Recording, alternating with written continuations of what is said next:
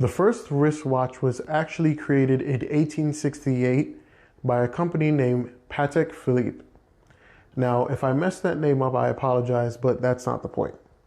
I just wonder if the people in those days that wore those wristwatches ever imagined that wristwatches could get smarter.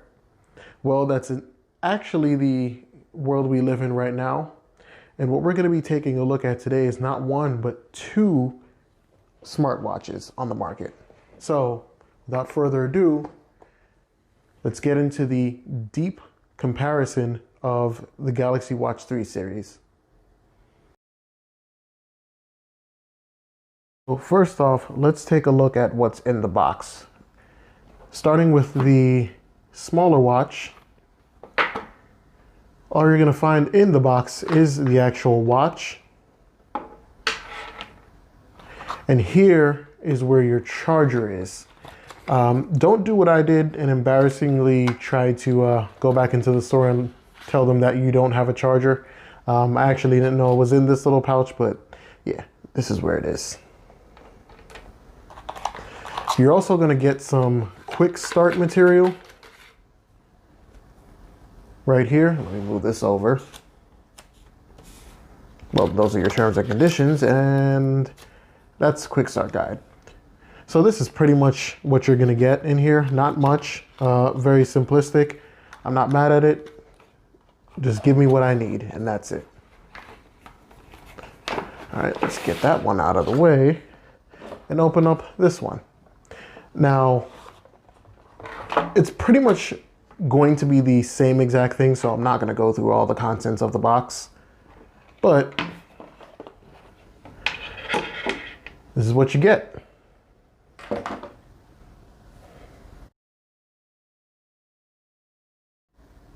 So in terms of your pricing, color, and configurations, when you're looking at either of these watches, you're going to have two choices in terms of the size. A 41 millimeter and a 45 millimeter. For connectivity, you either have Bluetooth, Wi-Fi, and GPS, or LTE, Bluetooth, Wi-Fi, and GPS. That's just a longer way of saying that you have a Bluetooth model and a LTE model, which is actually what I have here. The 41 millimeter is going to start you at $399.99. And if you add $50 more for a total price of $449.99, you can go up to the LTE model. For the 45 millimeter, you're looking at a starting price of $429.99. And if you add $50 more for a total price of $479.99, you can get yourself the LTE model for this one. For the color choices, you're going to have Mystic Bronze or Mystic Silver for the 41 millimeter. What we have here is the Mystic Bronze with this really, really nice look. And for the 45 millimeter, you're either going to have Mystic Black or Mystic Silver. Sadly, this doesn't come in this finish, which I'm a little mad at because I do actually like this bronze color and I don't really mind the band. It doesn't bother me at all.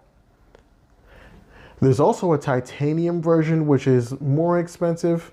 However, that only comes in a Bluetooth variant, I believe. But it's just a little bit of a better finish, a titanium finish, if you're into that kind of stuff.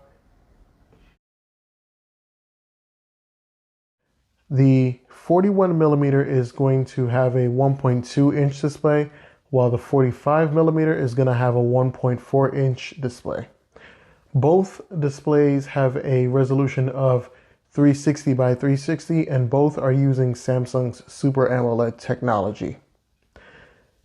Both also have the rotating bezel. Yes, that is back. You could literally sit there and do this all day. It's the best feeling ever. All right, moving on. The 41 millimeter is going to use a 20 millimeter band size, while the 45 is going to use a 22 millimeter band size. I'm going to actually refer to this as the smaller watch and the bigger watch, just so we don't get into the millimeter sizes over and over again. Anyway, the smaller watch is going to have a 247 milliamp battery, while the bigger watch is going to have a 340 milliamp battery. Both have 1 gigabyte of RAM and 8 gigabytes of storage. If you're wondering about the storage, yes, that is going to be double what was on the Galaxy Watch. And in terms of my use cases, I have 26 watch faces, no audio, no pictures, and I have 4.1 gigabytes free to use as I please still. In terms of the Wi-Fi specification, it goes all the way up to N, so it should give you a decent amount of range, and it operates strictly on the 2.4 gigahertz band, so that's something to keep in mind if you have a router and you set it to the 5 gigahertz. The Bluetooth version is going to be 5.0, and both watches have a IP68 rating with a 5 ATM pressure. I believe that's the measurement for diving, swimming, whatever have you. And you have a military standard of 810G or 810G. Now, there are other specs to this, and I'm going to leave those up on the screen. Feel free to pause, but I just wanted to go over the most important ones, or at least I feel that these are probably going to be the most important ones. So if we take a look at the design on both watches, pretty much what you're going to see on the front is the rotating bezel right here, which you can spin left and right any way you want. You have your home button here at the bottom and your back button here at the top. You're also going to see the band that you get with it, which is a Samsung genuine leather band. It's pretty nice. It's like a beige color. I'm digging it, definitely. If we move over to the left side, right here, you're going to find your speaker. And don't worry about getting water into that because there actually is a water ejection tool in the software, so not a big issue. On the back, you're going to find your, I guess you could say, your sensors here. Your heart rate sensor among the other sensors that are in this watch. There's a lot, so I'm not going to name all of those. And around the bottom of the case, there's some writing here. That writing says 41 millimeter stainless steel, Gorilla Glass DX, 5 ATM, just most of the stuff I was saying before. And that's really it. There's not really much to the watch. It's very, very straightforward. The same can be said about the 45 millimeter. Let's take a look around that. So you have your speaker here again. You have your, particles. You have your sensor hole right here. Your back and your home and your back. And that's really it. Now, there is actually a difference between these watches other than the size. So I just noticed this myself. If you look very closely, you can see that the casing for the smaller version is actually a little bit thicker. And what it seems that they did is that the 45 millimeter, since it has a bigger display, there was more room to make the bottom case longer. So this is a little bit thicker, and I did notice that today while I was wearing it and testing these watches out. Honestly, I was actually thinking about doing every single tab of the Galaxy Wearable app, at least for the watch plugin, but that would probably take me a good 20 minutes just to kind of go over every single thing in here. So what I did want to show you today is what's actually different if you do get the LTE watch versus the Bluetooth watch. And the only thing that's really going to be different is that you will have a tab down here for mobile plans. And honestly, that's really it. As you can see here It says my service provider, which is T-Mobile, of course, the service state, name, which I just named it, watch plan, and then there's some more information, which is sensitive information, so I'm not going to show it, but that shows things like your SIM, the EIN, just everything that has to do with the embedded um, SIM, the eSIM that's inside of the watch. So for anybody who was wondering how to, just sort of get that plan going for the LTE watch, I did notice that there were a few people who just kind of took it to their carrier when they first got it, trying to activate it, and then the carrier told them that it couldn't be done. Well, this is how you do it. Essentially, the watch has taken care of that for you, and that's actually really, really convenient because I do remember having to call into T-Mobile and have them activate my watch for me. So, anyway, without rambling too much, this is pretty much where it is. And also, just feel free to kind of reverse this video, and you can look at the little subtitles you have here on all of the tabs and see what's in there. If there is a reason or if there is a request for a video like this, just to go over how the Galaxy Wearable app works, I'll definitely go ahead and make one. But for now, I just wanted to show you exactly what's different between getting the standard Bluetooth model or the Wi-Fi model, and that's it.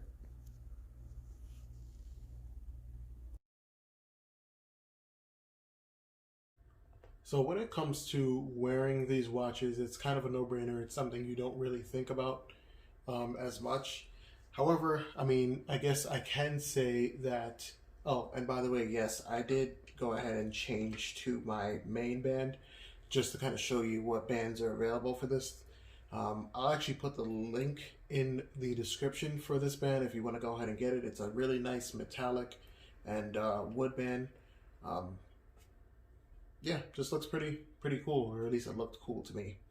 Anyway, so for the smaller watch, the one thing I did notice is that the bottom of it, like I showed you in the design, since it is thicker, see that little ridge right there? It does tend to dig into my wrist a little bit. So what I mean by that is just whenever I have it on, I can kind of feel this digging. It's not too much of a big deal, but it is, or it does become one when I'm moving my wrist up and down. Not that I have my wrist in that motion a lot, but you know, this is something to be aware of if you are looking at the smaller version, but you do have bigger wrists.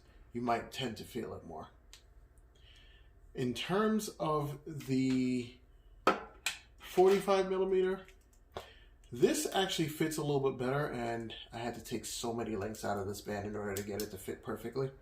This actually fits better for me because the bottom of it doesn't have that little ridge. It's more flat because it is a bigger watch, so they just kind of made the back casing, just in my opinion, a little bit more ergonomic, if that's the word I can use for this. Even when I am moving my wrist up and down, it still stays flat and doesn't dig into my arm. The software for these watches haven't really changed much over the years. I find that what Samsung kind of likes to do is each year they refine the design, make it much more convenient to wear, and they add a few software additions. Like this watch face that I really actually like that came with the watch. On this one, you can actually go ahead and add different complications. So for instance, you could have, let's see what I have here. You can have your battery life of the watch on the top left. You can have your voice memos on the right if you want. And you can even scroll down and see you have a lot of different options, like a world clock. There's actually 45 different. Wow, this thing has a lot. I didn't even realize that. Interesting. Emails, call history, Bixby. Anyway, you kind of get the point. There's a lot of customization with these, so Samsung has done a very good job on that. I will definitely give them that. One of the things, if you're wondering, that they still haven't added is a way to control the hardware on your phone from your watch. So I'm stuck having to download apps like this Toggles app, which I've kind of had since the, I think, yeah, even the first watches, the when they were called the Gear. And I've been with these Samsung watches since like day one, so that dates all the way back there. Anyway, you're kind of stuck having to go into the App Store and download certain things, but what I do find is that Samsung kind of gives you a very complete package on its own. Like, I don't even, though it is a problem, I don't even really care about the fact that I can't download too many other apps, with the exception of Google Assistant. Yeah, for the most part, if you've never seen a Galaxy Watch before, let's go over this really quickly. So you have your home screen right here, and then to the right, you'll have your widgets. So in my case, I have this sort of like app shortcut widget that leads to my other apps here, which you can also evoke by just going from the home here and pressing the home button too. You don't have to do that. I also have calendar, my heart rate, and the ECG monitor here. But there's a lot of, oh, and I have my smart things set up here because I have a few smart things in the house. And over here to the right, you can actually add more. And there's a lot. Like, there's a lot. These little dots on the top that dictate just how many widgets there are on these things. And there's a lot for health. So you have a lot of different customization. And then to the left side of the watch, this is where your notifications sit. So from here, I could go into a text, or even if you have an email app, I use Outlook personally, I can actually respond, delete, archive, just do a lot of different things. The apps you have that give you notifications kind of determine what you can do from the watch, and it does make it very convenient. Another thing is too, you have these quick replies here, which show you what you can just send out when someone sends you a text if you don't want to go ahead and type, which, by the way, you can actually do that. You can, as you see here, voice your replies, send emojis, type this out. You can even write your text or write your replies by hand. So if I want to put, let's see, thank you. See, works pretty decent. I'm not going to go ahead. Well, I mean, we're already here, right? Let's see. Yeah, it's not perfect, but you can definitely go ahead and do it. In terms of the performance of the watch, honestly, I don't see any problems here. The watch does tend to lag or kind of slow down when you first start it on, but at that point it is loading up every single thing that you have on the watch. And you know, there's really no performance issues. Another nice touch to the software that they did add is that when you're playing music, right down here at the bottom, you'll see sort of like a musical note, and you can actually touch that to go and control the music on your phone or even control it in the watch. And you have your settings and your toggle switches right up here. Again, there's not really much to this software. It's very straightforward and it's very simple. You know, it's gonna act very, very similar to your phone. And by the way, yes, these are customizable. If you press and hold, as you can see here, you can edit those.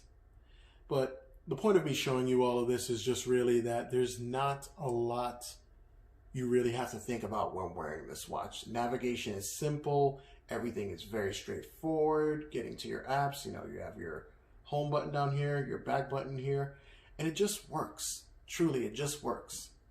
That's all I can really, really say about it.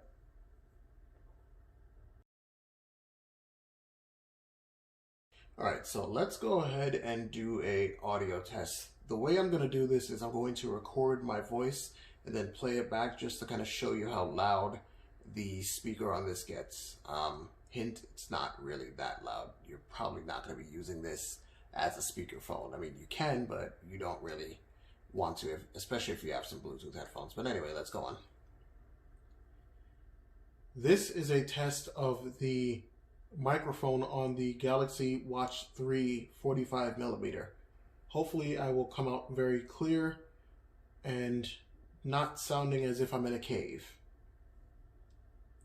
All right, stop that. And let's play that back. Whoops. This is a test of the microphone on the Galaxy Watch 3 45 millimeter. Hopefully I will come out very clear and not sounding as if I'm in a cave. All right, so there you have it. I don't necessarily sound like I'm in a cave, but I sound like I'm in a tube. So the speaker has kind of gone largely unchanged over the years. It gets the job done if you truly need it. Like, I could kind of see if you have this watch on and you're around the house and you need your phone on the charger or something along those lines. But yeah, that's the speaker. To give you another example, however, let's go ahead and play some music from the watch. I'm going to play the Samsung theme song. Samsung theme song.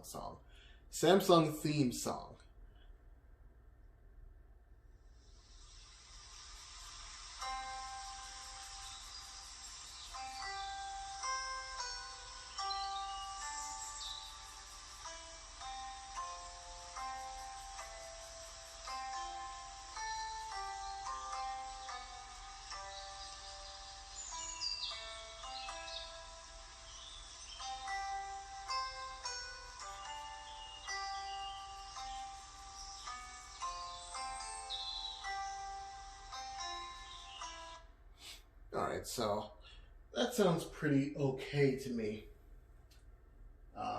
Like I said, it gets the job done.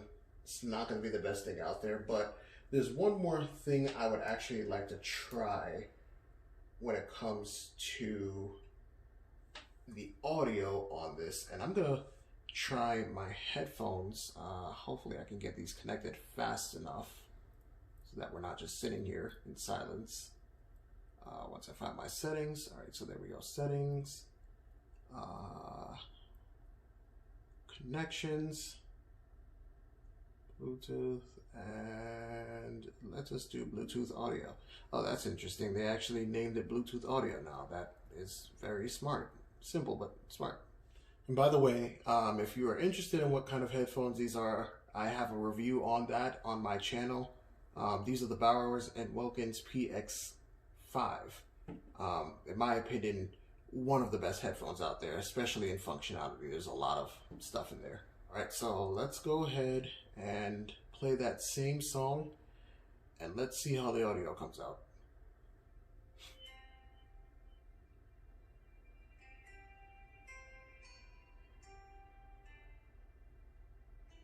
All right, it's not as bad as I thought. Still pretty low, at least for me, but I listen to my music pretty loud, I guess. Let me put this on and see what I hear, because there are actually no equalizer settings for this. If you have headphones that have an equalizer, you best set it beforehand. But anyway, let's see what this sounds like with them on. Alright, so the audio is pretty quiet.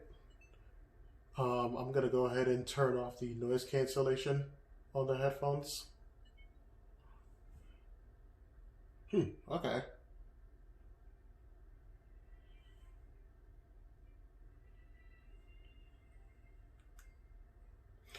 Alright, that is actually the first time I have connected headphones to any of the smartwatches I've owned in a long time.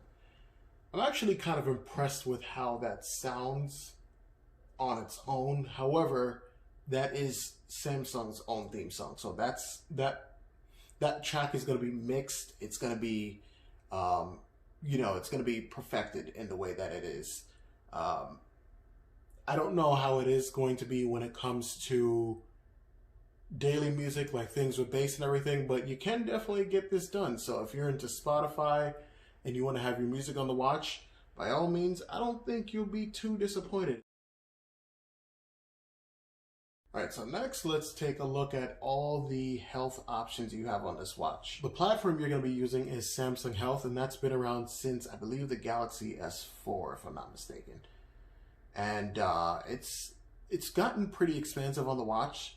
So let's take a look. So here is where you're going to be tracking your daily calories. I believe the minutes is like how many minutes walked, something along those lines. Here you go. It's basically telling you that I'm a lazy. I'm not going to finish that sentence for all the kids out there. It can also show you your steps. You can record your workouts, track your sleep, your heart rate, obviously, your stress levels, blood oxygen, the calories you eat every single day, the water you drink. You can even compete against each other for health-related goals. They have a women's health section in here, which is pretty awesome. Glad to see that they're, being as diverse as possible. Then you have some settings down here, which, I mean, these are not too important. Yeah, not too much stuff here. But let's go into the record your workout section. Let's do workout.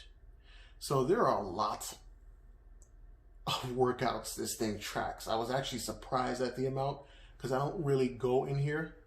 But as you can see, you have a running coach. You have running, walking, cycling, hiking, swimming pool, swimming outdoors, treadmill, exercise bike, elliptical trainer, circuit training, weight machine, other workouts, more workouts.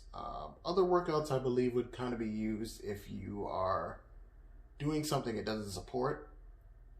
But let's go to more workouts, and this is kind of where it gets crazy. So you have all of these, your arm curls, your arm extensions, back extensions, bench presses, burpee test, crunches, deadlifts, front raises, jumping jacks, lat pull down. Oh, yeah, okay, I know what that is. Lateral raises, your leg curls, your leg extensions, your leg press, leg raises, lunges, mountain climbers, Pilates, planking, interesting, pull-ups, push-ups, rowing machine, shoulder presses, sit-ups, squats, step machine, stretching, yoga. Like, I don't think anybody's going to be disappointed using this watch as a health monitor.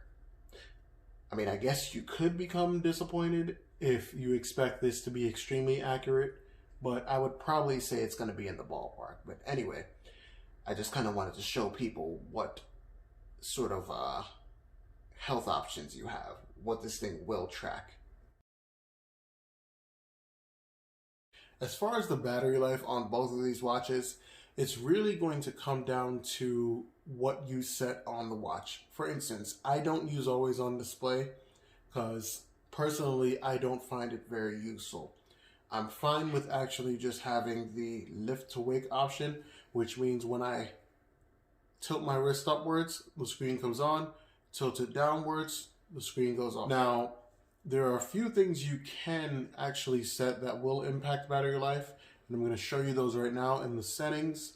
So if we go down to advanced, you have your screen wake up tab here.